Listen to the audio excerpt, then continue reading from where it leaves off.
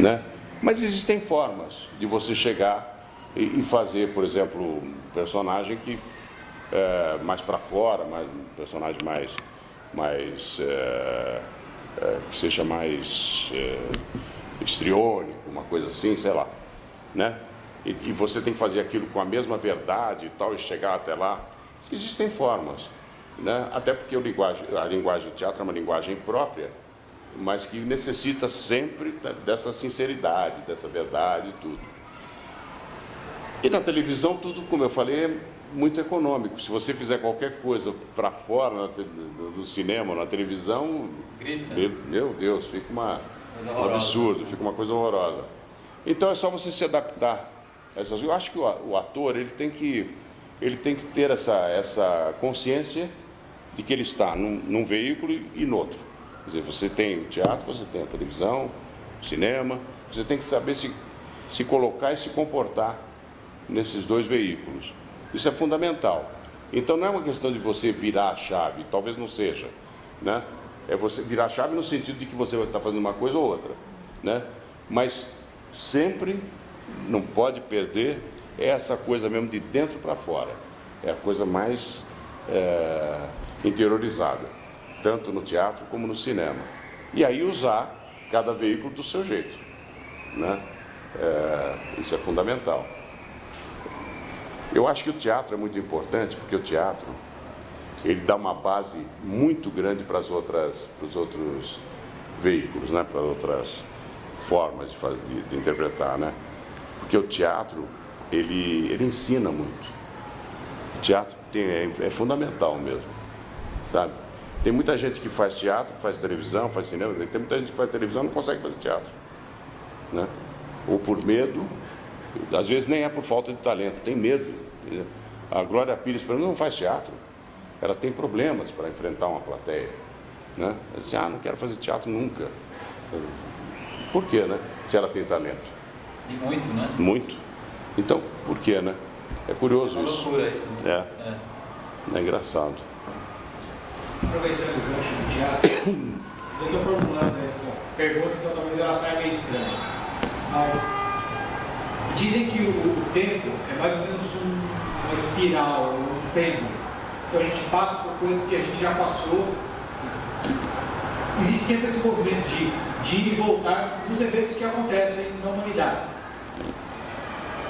Como você vê a plateia, como você vê o público do teatro, desde aquela época de 1950 e agora, como é a recepção do público do teatro? Porque o teatro depende do público, a razão de existir dele é o público.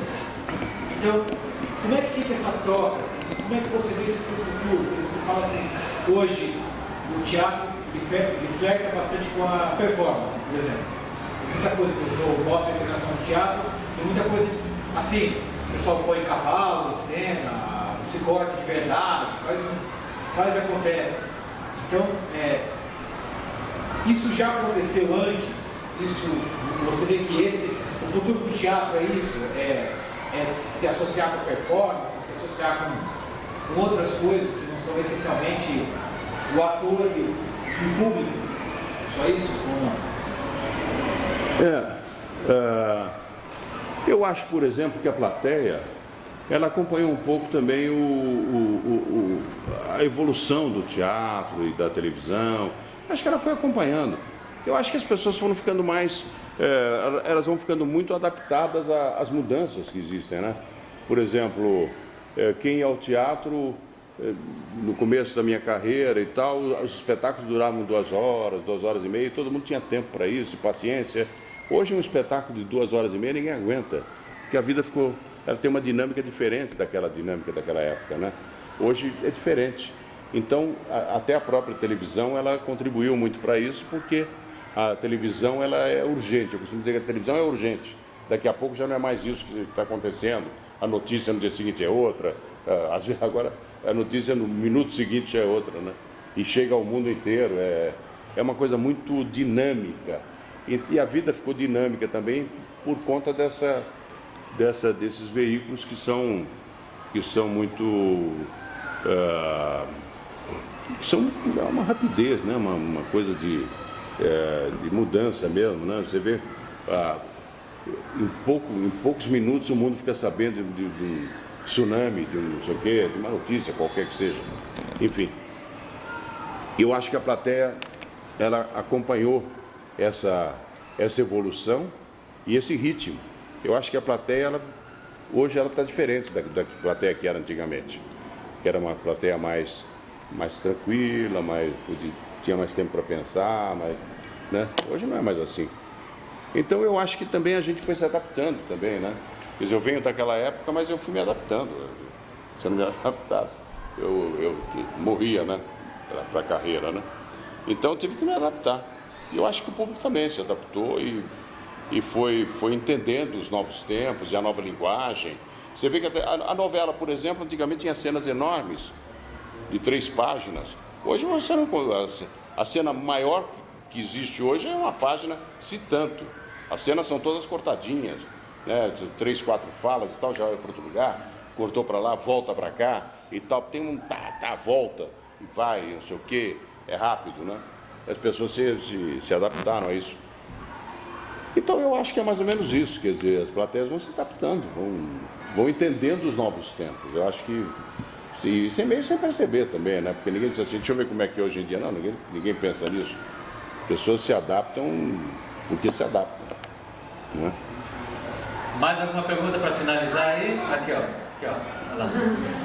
Fulvio, tem alguns personagens seu que eram um pouco mais cômicos. Por exemplo, o Chocolate Cumprimenta, até o próprio pai, ele tem uma pegada um pouquinho cômica, apesar de ser um espetáculo bem denso, bem pesado. Para você, particularmente, você gosta mais de fazer personagens que têm esse lado um pouco mais cômico ou mais dramático? Olha, todo mundo sempre disse, e eu até concordo, que eu me dou muito bem com a comédia, né? Mas a comédia inconsequente não me agrada. Eu gosto de uma comédia que tenha um pezinho na realidade e tal. Por exemplo, quando a gente fez o Caixa 2, o Menomale e outras, né? E tudo, aqueles personagens eram muito engraçados. A plateia morria de dar risada, pulava na cadeira de tanto dar risada. Mas os personagens eram de verdade. A tragédia daqueles personagens, eles eram personagens patéticos. Um gerente de banco que perde o emprego é uma coisa triste. Tem família, é triste, ele toma um porre, olha, coitado. E depois as pessoas se urinavam de tanto dar risada, né? Da tragédia que eles estavam vendo. Porque os personagens eram patéticos, né? Aí começa a botar as coisas para fora e tal, bêbado e não sei o quê, não sei se vocês viram essa peça, mas enfim. Era uma coisa humana, de verdade. Aí as pessoas riem mais, porque quando é de verdade as pessoas riem muito mais. Quando é de mentirinha, vira zorra total, que não tem graça nenhuma, né? Aí é uma bobagem. Agora, quando é de verdade, aí... Foi uma coisa muito legal que é papo nosso de camarim, que é muito interessante a gente, numa comédia, achar o ponto dramático daquele personagem e num drama achar um ponto cômico daquele personagem. Exatamente, E isso traz a humanidade dele, né? Exatamente. Porque as pessoas são... Se você tiver um olhar, uma ótica de humor, as pessoas são muito engraçadas, né? Se você olhar com uma ótica de humor, todo mundo é engraçado, né?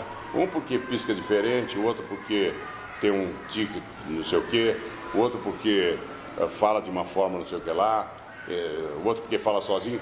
Enfim, cada um tem um jeito de dizer assim, pô, o cara é engraçado por causa disso, por causa daquilo, etc. Né? E todo mundo também carrega algum drama, alguma coisa, algum problema. Todo mundo. Ou seja,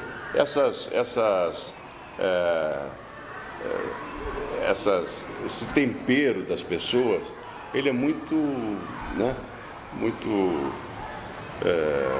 cheio de nuances, né, de coisas, né? Então, quer dizer, se você faz a coisa com verdade, né? Quem falou do chocolate com pimenta, foi você? O chocolate com pimenta era um personagem quase caricato, ou chegava a ser, né? Quase caricato. Mas o difícil é você fazer uma caricatura que as pessoas acreditem naquela pessoa. Eu tentava fazer com a maior verdade possível, eu não brincava. Era para valer, né? Era uma pessoa que tinha aquele tipo de comportamento. Era um louco, né? Parecia maluco, né? Mas era de verdade. O problema dele era engraçado pra gente. É, engraçado pra gente, mas, pô, pra mulher dele, a mulher ficava desesperada, né? Isso era mais engraçado ainda, né? Eu estava falando do bancário que perde o emprego. Não é nada engraçado, mas não é nada engraçado. Ele não acredita que ele foi mandado embora do banco, porque ele era tão fiel ao banco, tão fiel ao diretor do banco. Como o diretor sempre disse que ele era amigo dele e de repente ele é dispensado. Como? É uma tragédia. Uma tragédia, o sujeito não tem nenhum horizonte pela frente, é dispensado. E a plateia aplaudia de tanto rir. Aplaudia, pulava na cadeira de tanto dar risada. E era uma tragédia, né? Por quê? Porque era uma verdade que estava aí. Era de verdade aquilo que estava se vendo. A tragédia dele era verdadeira, né? Então fica hilário, né? O que você ia perguntar? Eu queria saber se tem algum ator ou alguma atriz da atualidade que você admira. Muitos. Tem atores da minha geração que são fantásticos, tem atores novos que são maravilhosos. Tem atores que têm um talento extraordinário. Atrizes também, né? Claro, atores e atrizes. Mas que têm muito talento, muito. E fazem, e entendem muito bem essa